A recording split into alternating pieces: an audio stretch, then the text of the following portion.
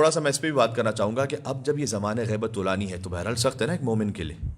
تو اگر کوئی اس میں استقامت دکھائے تو کیا مقام ہے آپ کا، کیا اجر و ثواب رکھا اللہ سبحانہ و تعالیٰ نے. حتیٰ مولا علی علیہ السلام آنسو بہاتے تھے اور کہتے تھے واہ شوقا الی رؤیتہ، کاش میں اپنے بیٹے مہدی کو دیکھوں. حضور مکرم فرماتے ہیں اپنے اصحاب سے کہ این اخوانی، میرے بھائی کہاں ہیں؟ تو صحابہ کرام نے کہا کہ یا رسول اللہ ہم نہیں ہیں آپ کے بھائی. کہا نہیں، تم صحابی ہو، تم بھائی نہیں. کہا یا رسول اللہ پھر آپ کے بھائی کون ہیں؟ کہ میرے بھائی وہ ہیں کہ جو آخری زمانے میں ہوں گے، جن کے سامنے حجت نہیں ہوگی، وہ سفیدی پر سیاہی کو دیکھیں گے، یعنی بکس. یہ حضور نے اشارہ کیا، بک وائٹ ہوتی ہے، اس کے اوپر بلیک سے لکھا ہوا ہوتا ہے نا. حضور نے کہا کہ وہ سفیدی پر سیاہی کو دیکھیں گے اور ہم پر ایمان لے آئیں گے، ان کے لیے یہی کافی ہوگا کہ وہ ہے میرے بھائی. سبحان اللہ. اس لیے امام صادق علیہ السلام نے فرمایا ہے کہ آخری زمانے میں ایک مومن کی نماز برابر ہے 25 ان مومنوں کی نماز سے کہ جو زمانے ظہور میں تھے امام کے سامنے، جو دیکھ رہے ہیں امام جعفر صادق علیہ السلام کو، جو دیکھ رہے ہیں امام موسیٰ کاظم علیہ السلام کو. بعد میں آنے والوں کے لیے امام نے فرمایا کہ 25 ٹائمز بہتر اور افضل ہے ان کی نماز کے جو بعد میں نماز پڑھیں گے. کیوں؟ اس لیے کہ جب آپ کے سامنے امام ہوتے ہیں تو بہرحال ایک تسلی ہے، لیکن جب امام السلام نہیں ہے اور پھر ان کو دیکھے بغیر ہی ویسے ہی ان پر ایمان رکھنا، یہ خود امام ہی کا کلام ہے. میں کیوں اپنی جانب سے کہوں، امام ہی کا کلام سناتا ہوں آپ کو. مولا امام زین العابدین سید الساجدین علی بن حسین علیہ السلام ارشاد فرماتے ہیں، اپنے ایک صحابی ابو خالد کابلی سے، کابل افغانستان، وہاں سے ان کا تعلق ہے. ابو خالد کابلی امام زین العابدین علیہ السلام سے ان کو وہ نسبتیں سمجھانے کے لیے اگر کہوں کہ جو سلمان فارسی کو رسول اللہ سے قریبی ترین صحابی ہیں ابو خالد کابلی، جن کا نام بہت کم لیا جاتا ہے، بہت کم ذکر ہوتا ہے ان کا ہماری مجالس میں. 2 صحابی ابو خالد کابلی اور ابو حمزہ ثمالی. ابو حمزہ ثمالی کا تو پھر بھی ذکر ہوتا رہتا ہے اور ماہ رمضان میں دعائے سحر بھی ان کے نام سے ہے، لیکن ابو خالد کابلی امام کے قریبی ترین صحابیوں میں سے.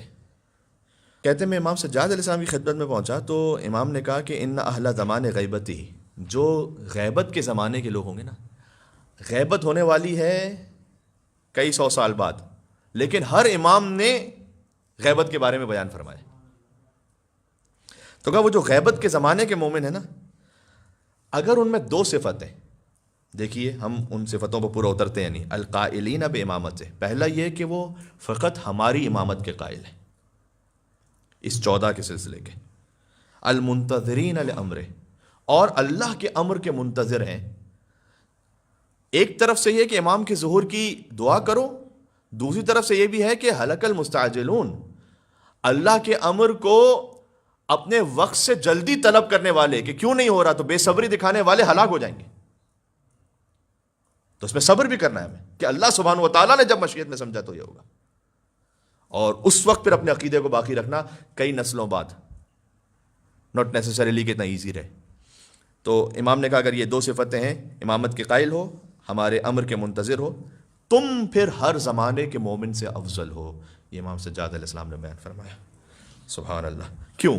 وجہ بیان کی جو میں موضوع آپ کی خدمت میں پیش کر رہا تھا، لأن الغیبۃ صارت عندہم کالمشاہدہ، یہ ہر زمانے کے مومن سے اس لیے افضل ہے کہ ان کے لیے غیبت شہود ہی کی طرح ہے. کیا مطلب ہے؟ یعنی ان کے لیے امام غائب ہے لیکن یہ عمل ایسے کرتے ہیں کہ جیسے ان کے سامنے حاضر ہیں. تو جو رسول اللہ نے فرمایا کہ یہ دیکھتے فقط سفیدی پر سیاہی کو ہیں، ہم نے امام کو نہیں دیکھا، ہم نے تو یہ دیکھا کہ کلینی نے کافی میں لکھا قال صادق. ہم نے تو فقط شیخ صدوق کو دیکھا، ان کی کتاب کو دیکھا کہ ملا یاز الفقی میں انہوں نے لکھا کہ قال الجواد، قال الرضا، بس.